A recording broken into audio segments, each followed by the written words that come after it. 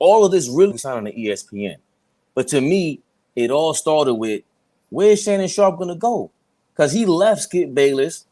Skip Bayless is the kingmaker, as they would say. He was the one who propped up Stephen A. at ESPN, and he gave Shannon Sharpe his chance at FS1.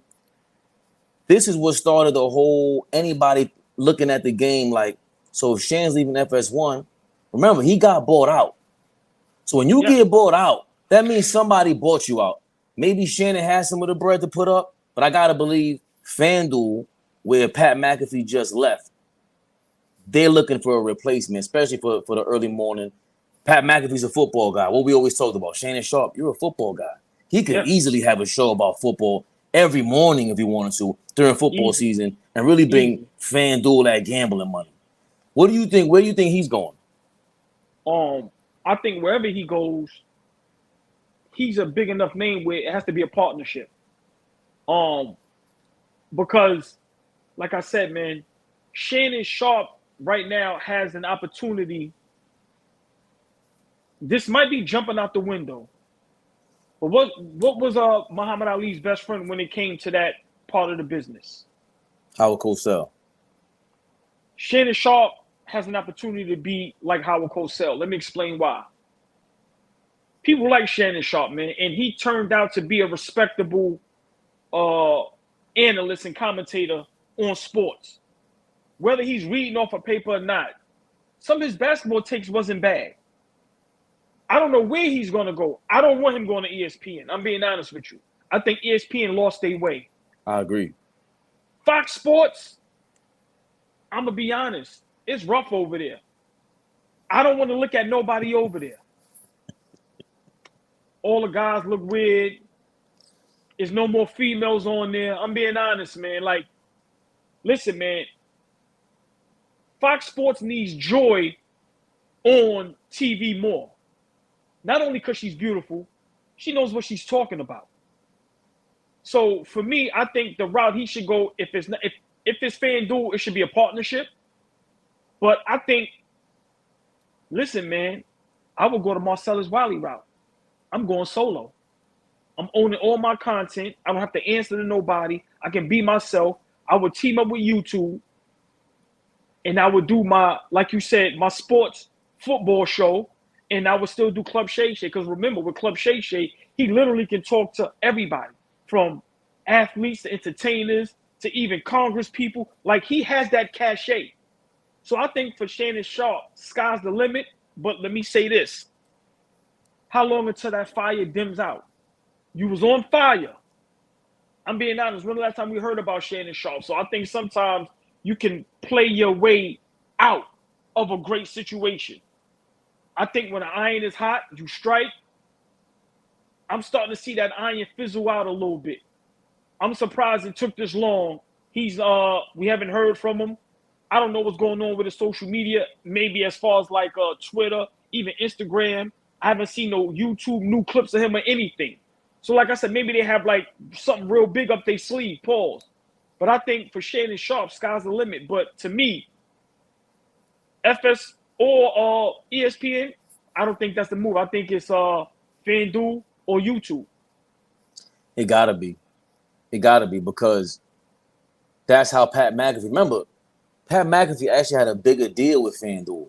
And he turned that down and went to ESPN. I think he got $130 for 4 or 5 years with FanDuel. Now he got $85 million for 5 years with ESPN. I think he could flip it more. Maybe he still owns his name or whatever it is. Go back to YouTube. Yeah, it may be stocks and maybe other things involved that make up. Because I don't see guys leaving $50 million on the table. So maybe it's stocks. Maybe it's some type of ownership. Maybe it's something else involved. Like you said, you own literally 100% of your name. So it got to be something. But go ahead. I'm sorry. No. That's the point. That's the point. So with Shannon, I agree. 1,000% agree with you. I don't want to see him on ESPN because I didn't like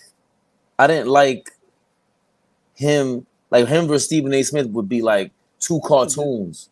It's a disaster. Yeah, like where are you going with this? Like him during football season will be dope because he would outclass him. Like I think that's what it would have been interesting to see. But it would be interesting to see anybody talk to Shannon Sharpe about football. When he if you look at all the flashback clips of Shannon, when he's talking to people, when he's talking his ish, he's going crazy. I have an idea for Shannon Sharpe if I ever meet him, if this get to him. Just imagine Shannon Sharpe live during football games in the greens, and his backdrop is him sitting in the booth commentating the game. During the game. Yes. You know why that's ill? He would have to do it on Sunday night or something. Or even go head to head with Peyton Manning and his brother, because he's way funnier than them. He's really funny. Remember, he knows the schemes, he knows he knows everything. Remember, you watching him and he's going, the coach is in this type of defense, blah, blah. I think the quarterback should drop back or boom, sneak, audible. Like, imagine him calling the game on his YouTube page, and the backdrop is him in the booth sitting up top as if he's, come on, bro. Holla at us, man. Go ahead.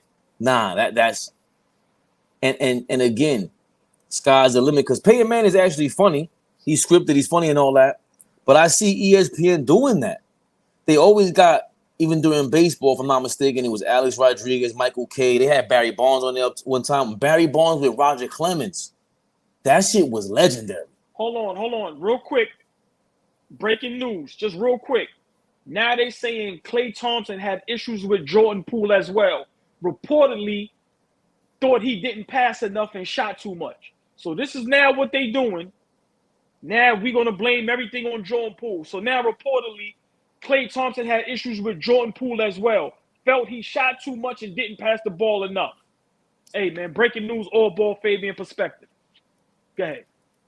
I think we should get back to that in a second, because I could clip that up at 16-minute mark. I got it written down. But just to go back to finish the Shannon Sharpe topic, him going head to head with Peyton Manning and Eli Manning during the break, it was legendary to see Roger Clemens sit down with Barry Bonds in the middle of the game. ESPN was trying to figure something out. They got something going on. They actually had Peyton Manning and Eli Manning on during the game versus the other Monday Night Football cast. So imagine Shannon Sharpe doing that on FanDuel, because Barstool already does that. Would you be surprised if Barstool threw a bag at Shannon Sharpe? Because remember, they got bought out. That's what I'm trying to say. Like, he has a lot of options, man. And like I said, to me, right now, the greatest option for a lot of these guys is to own your name, to own your stuff, to own your product, to own 100%. To me, that's the game. Do you want a $100 million contract, or do you want $80 million, but then you own everything? Remember, man, these guys, I'm sorry to cut you off. This is why Marcellus Wiley, this is my opinion.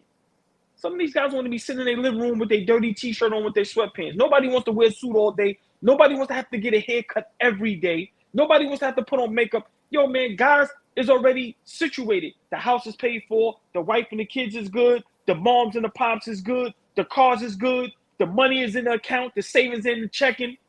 I just want to be myself. I want to wake up when I want to. I want to say what I want to. I want to do what I want to. So like I said, to me, that's what's most important in a lot of these deals. That's just my opinion. And to me, I think that's where Shannon may be leading to.